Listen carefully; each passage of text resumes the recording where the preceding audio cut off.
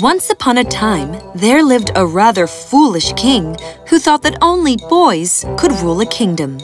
So when a daughter was born to him, he did not want her and had the baby kept all alone on a stone in the deepest part of the forest.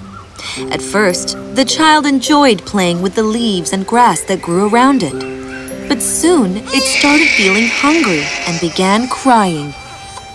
A mother bear in a cave nearby heard her and came to her with her little cub. Oh, what a pretty little child! Poor thing! Who left her here? What kind of a bear is this, Mother? I have never seen one like it before. Look at its paws. They are so different. Well, that is because she is a human bear, darling. I like her. Can we have her stay with us, Mother? Oh, yes we can. I would not let her lie alone and hungry like this for even a minute in the forest. What will we call her, Mother? We will call her Atlanta.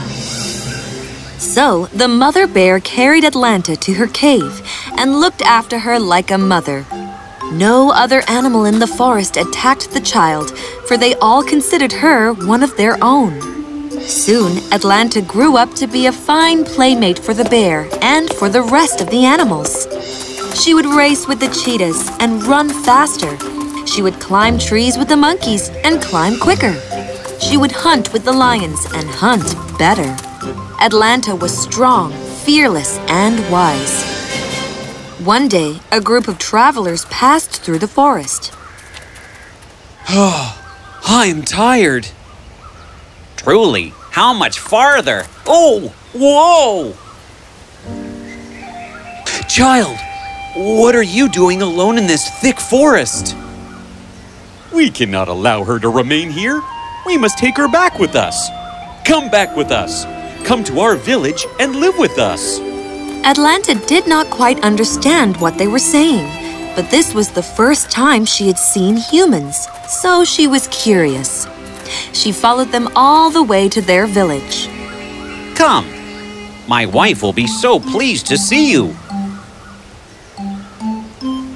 Maria, see who we met in the forest? A little girl? What was she doing alone in the forest? How did you find her? What? Come here, dear.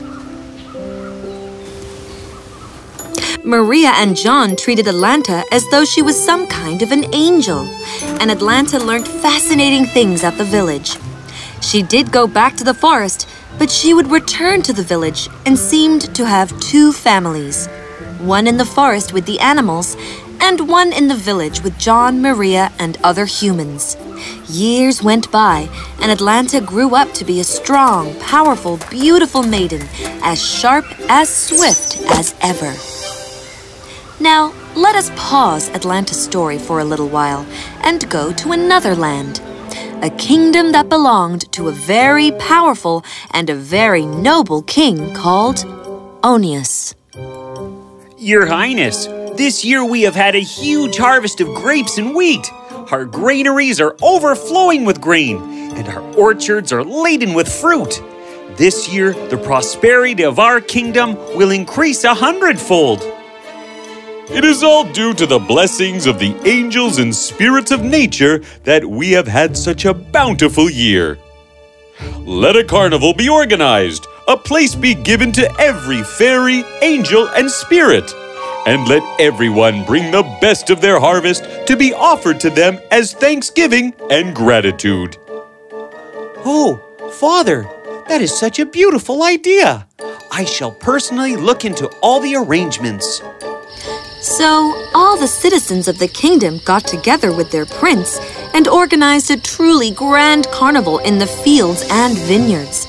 They built altars for all the fairies, angels, and spirits. Altar for Ceres, who had shown men how to sow grain, and one for Bacchus, who had told them about the grape, and one for wing-footed Mercury, who comes in the clouds, and one for Athena, the queen of the air, and one for the keeper of the winds, and one for the giver of light, and one for the king of the sea, and one which was the... They kept their largest bunches of grapes and their finest grain in each of the altars. Finally, they built a fire and offered it all into the flames, believing that the smoke that blew up rose right up to the skies, carrying their gifts. Please accept our heartfelt, humble gratitude for all your blessings. Sounds of drums. Yay! All the people of the kingdom went home with a glad heart, thinking that they might have pleased all the fairies, angels, and spirits. But they hadn't. The people of this country had forgotten the fairy Diana, the keeper of the woods. And Diana was not happy about that. What an insult! Don't the humans realize that it is the woods and forests that bring them the bounty of rains, preserve the silt and fertility of their lands? How dare they insult my forests and their creatures like that? Great Keeper of the Forests, how would you like to punish them? We will punish them. They will pay. That night, the citizens of the country went to bed peacefully. Little did they know the havoc that was coming to them. What was that? I have never heard anything like that devastating ever. All the villagers came out of their homes with torches of fire. And what did they see? A creature so terrible that they had never seen before. They tried scaring it with torches, but that only made it angrier. He ran wildly on the fields, ripping apart the freshly cut crop and destroying it. It stamped mercilessly on the sacks of grapes, destroying the crop. The villagers were horrified. They went to the king. Your Majesty, a terrible creature is laying waste to all our fields and orchards. Creature? It looks like a boar, but it is not. The bountiful harvest that we had this year, so much of it is destroyed. If we do not stop this creature soon, we shall lose everything. This after the fairies, angels, and spirits have been so kind to us, Your Highness. In the carnival, when we built altars for the fairies, angels, and spirits, we must have forgotten someone. The king went over the list of the spirits, fairies, and angels. We forgot the keeper of the woods. We became so obsessed with our fields and orchards that we forgot the importance of forests and trees and its creatures. Twice! No wonder she is punishing us. Organize a grand festival in the honor of Fairy Diana, the keeper of the woods. The people of the kingdom got together to pay their respects to the keeper of the woods, Fairy Diana. But just as they lit the ceremonial fire, the great boar appeared and stamped it out. People ran, screaming and screeching from the place. Even the king and prince were horrified. Fairy Diana appeared before them. I accept your apology, but you have offered it only because your precious crops are getting destroyed. Try and capture my boar. When your people live in its constant fear and don't know how to control it, they will never again disrespect the forest and its creatures. I shall go to capture the creature. No, Father. The carnivals were my responsibility. I shall go and capture the creature. Very well, but you will not be able to do it alone. You must have a team of the best hunters and warriors with you. So, messages were sent throughout the kingdom, and even to neighboring ones, requesting assistance from the best hunters and warriors there. On the appointed day, all of them gathered to meet with the prince. Can you believe it? A boar whose hide does not burn in fire or get pierced by an arrow. A boar who has destroyed almost all the crops of this kingdom? I cannot wait to hunt the creature down. I am certain all of this is an exaggeration. Why would the king exaggerate the information and call the best hunters and warriors of his own and other kingdoms? A woman talking about hunting. That is weird. Maybe you have lost your way. This is a gathering of hunters and warriors. And that is exactly why I am here. Are you looking for a husband? This is not the right time, you know. Meet me after I have captured the boar. We shall see in the forest. Or are you just too scared to see a girl capture the precious boar and you hide behind anger? Welcome, gentlemen and my lady. We need your help. We will not help you if she comes along too. Yes, if she is there, we will all leave. In that case, I cannot force you to stay.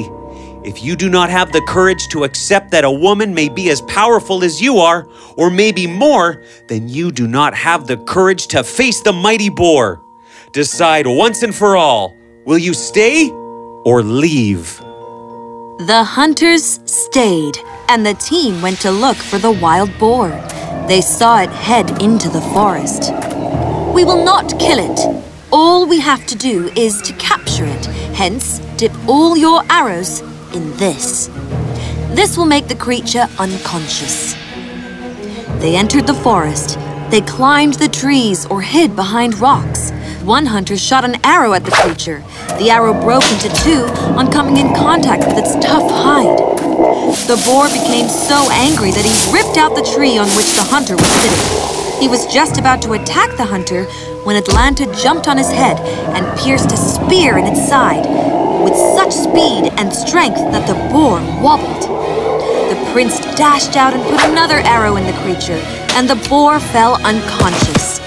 It was put in a metal cage after Atlanta applied medicine to its wounds.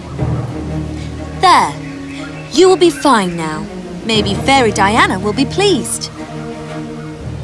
Oh, yes! I am pleased.